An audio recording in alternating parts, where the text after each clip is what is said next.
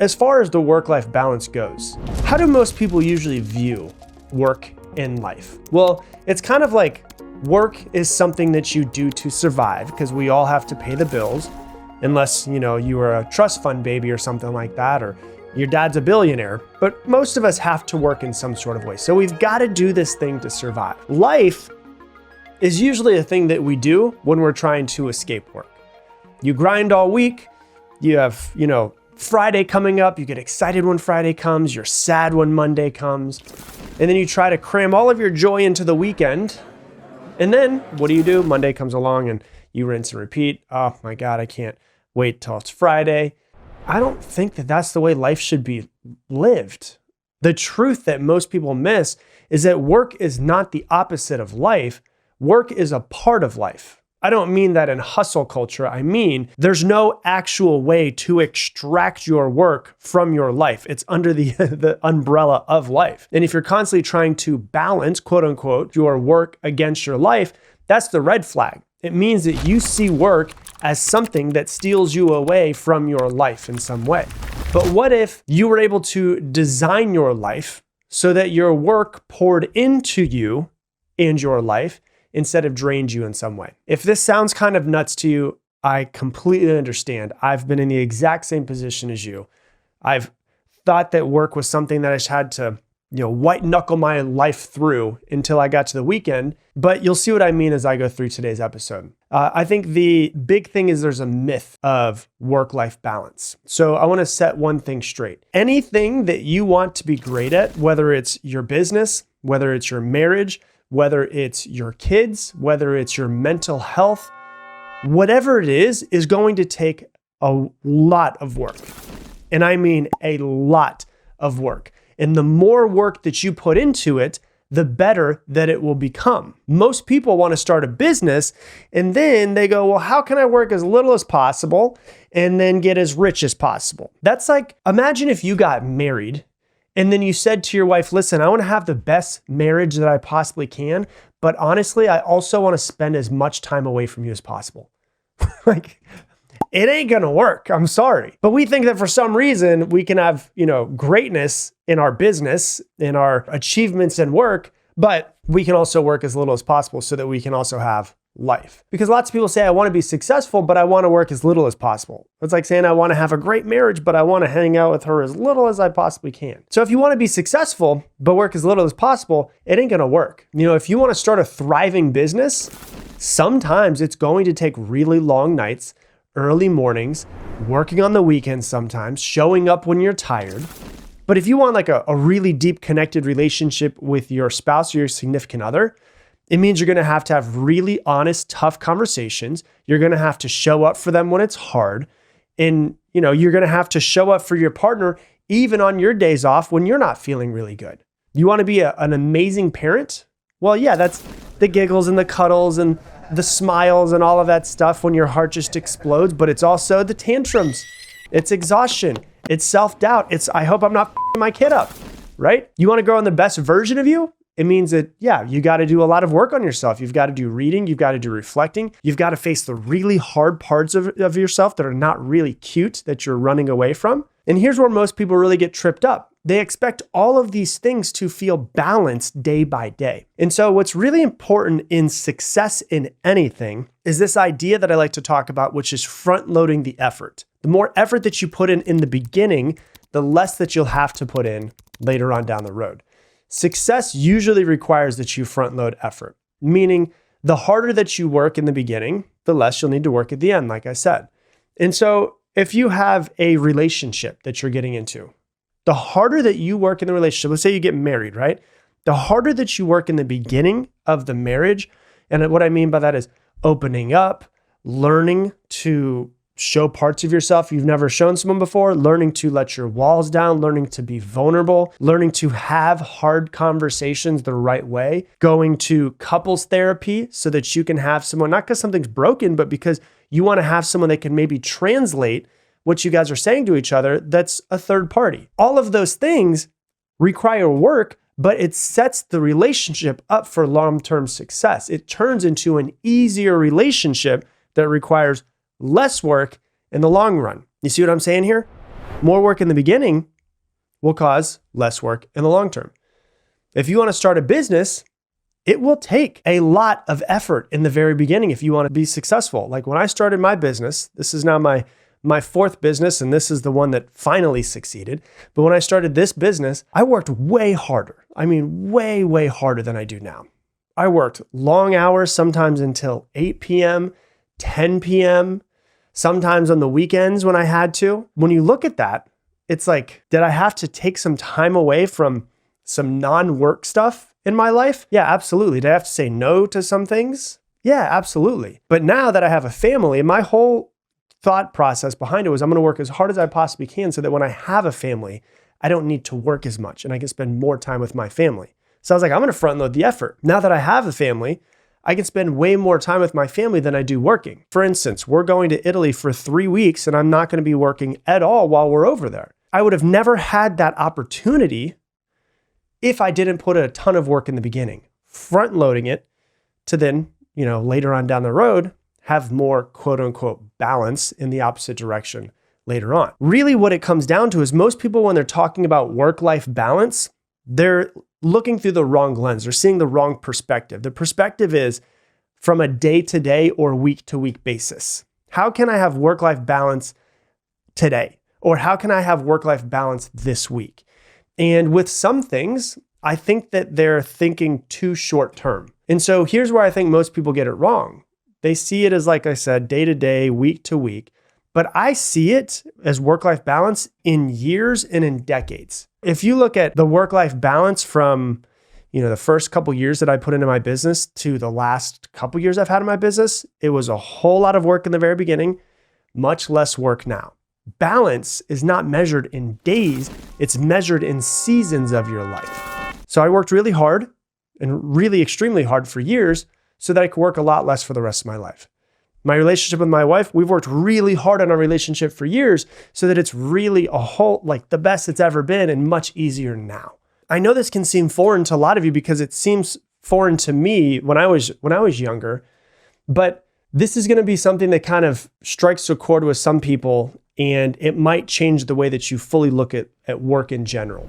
Work can be something that you love. You might have not found yet the thing that you love doing, but there is something that you love doing out there. For me, if I did not have my quote unquote work in my life anymore, creating this podcast, I also have, part of my company is called Mindset University, which is every week I run mindset coaching in group coaching format.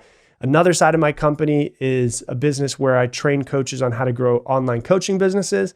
If I didn't have those things, coaching other people and also running this podcast, my life would feel way more empty than it does right now. So if you look at work, like if you take work out of your life and you're like, oh my God, it'd be so great if I didn't have to work, then that's probably the problem, is you actually don't enjoy what you do. And you can find something that you enjoy. You can find something, you can build yourself into a person that can do something that you enjoy.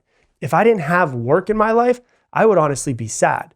Not because I'm a workaholic, but because of the fact that I actually truly love doing what I like, what I do. And I honestly feel like it adds so much to my life. So I know it's foreign to a lot of people listening, but work doesn't have to be something that you hate. And I think this is where a lot of people really do mess it up. They think work is something that you do just to make money. And life is something that you do when you're trying to escape work. Work is just a part of life. They're not two opposing forces. In order to balance something, so in order to have, if you think of the old judicial scales, it's like they would show whatever it was. I can't remember what the type of scales they are. But when you're balancing something, it requires two opposing forces. One has to be on one side. The other has to be on the other side. It's two opposing forces. You cannot make work one opposing force and another opposing force be your life, because work is something that you do in your life no matter what. And so you've got to figure out how to integrate work into your life in a way that is aligned. So you don't have to choose business or family. One of the things that I see that holds a lot of people back that are business owners, because I've coached thousands of business owners over the years, is that they have this mindset in their head that I can either be a great parent or I can build a successful business. And that's completely false. That's a scarcity mindset more than anything else. And so the way I like to describe scarcity, just to make it very easy, is scarcity is when you say or, abundance is when you say and. And so scarcity is, well, I can either be a great parent or I can run $1 million business. That's scarcity. Great parent or $1 million business. Abundance is I'm going to be a great parent and I'm going to run $1 million business. There's no law written into the edges of the universe that say, well, you cannot be a great parent if you're a great business owner, and you cannot be a great business owner if you're a great parent. It's just somewhere in your, and this is something that happened for me when I was younger, somewhere in your programming, you learned it was an either or thing. And you probably saw like a friend who resented his dad because his dad was never there. And you're like, well, I never want to be that. Oh my God, they're so rich, but he hates his dad. So you might have picked that up along the way in your programming. You being fulfilled at work can be one of the greatest gifts that you can give your kids. Why? Because your children will probably work as well. They're probably going to have to get a job one day. And if they see you hating your job, then they just think that's the way that the world is. Oh, dad hates his job, so I guess I have to get a job that I hate and I just have to white knuckle my way through life. Oh my God, every time he gets home from work, he's so stressed out. He's so pissed off. He's so on edge. I guess that's just the way that my life has to be. They see what you're doing and then they think, well, that's what I have to do too. So if they see you coming home from work or being excited to go to work and loving what you do, and they can see what passion towards something looks like, they can see that you are building something that feels meaningful and has purpose to you, and they can learn that purpose and parenting don't have to cancel each other out. They can strengthen each other. Then they look at you and they go, oh, well, yeah, if that's what dad did, then I guess that's just what we do, right?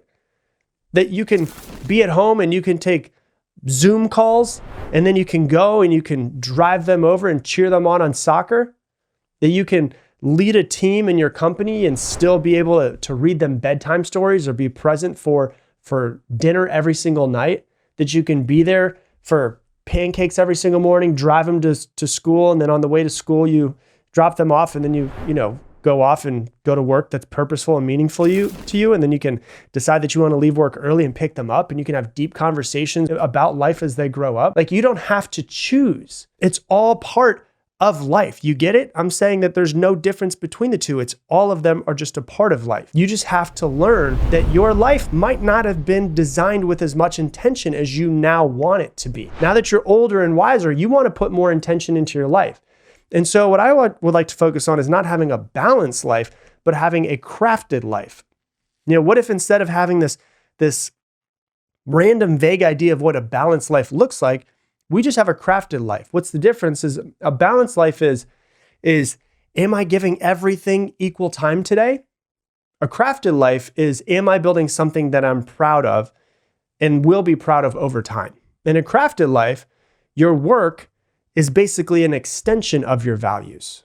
Your family isn't something that you just make time for. They're woven into all of your decisions with work, with life, with business, with travel, with everything. Your calendar doesn't just show that you're full with work. Your calendar reflects what matters most to you, not just the things that are urgent. So work doesn't have to be like the villain in the story like most people make it out to be. And so that's what I want you to understand, is that if you're thinking to yourself that, hey, I need work-life balance, like it's way too out of balance. First off, number one, you might be working too much. It's something that you don't enjoy. And number two, there might be something out there that actually you would be more passionate about. And I'm not saying that and I have to be very careful whenever I say this, because I've had people send me emails and they're like, hey, I quit my job because of you. And I'm like, well, I did not say that. What I'm saying to you is there's probably something, if you hate your job, if you don't enjoy your job, if you don't see yourself there in 10 years, there's probably something out there that could be a little bit more inspiring to you. If you don't enjoy it, if you don't have fun doing it, what could be fun for you? Maybe you don't know at this moment. So why don't you start asking yourself those questions? Start looking to see what things you do enjoy. Start building some form of a skill set, and then give yourself some sort of transition plan over the next couple years, because everything in this equation is life. So let's stop trying to separate everything into all of these neat little boxes. Your parenting isn't separate from your purpose. Your work doesn't have to be separate from your joy. Your business doesn't have to be separate from the rest of everything that you do. It's all your life. And if you craft it really well, if you craft it with intention, with love, with alignment, then your work becomes something that adds to your life, not something that takes away from your life. And so here's the question that I want to leave you with. Are you building a life that you have to escape from, or are you building one that aligns fully with you and your purpose in life? If you're just going to work because you feel like you need to, well, maybe you could find something that aligns a little bit better for you. Hey, thanks so much for watching this video. Based off of the stuff you've been watching recently, YouTube is actually recommending that you watch this video right here for some reason. And if you want to make sure you subscribe, click that button right there so that you never miss another video.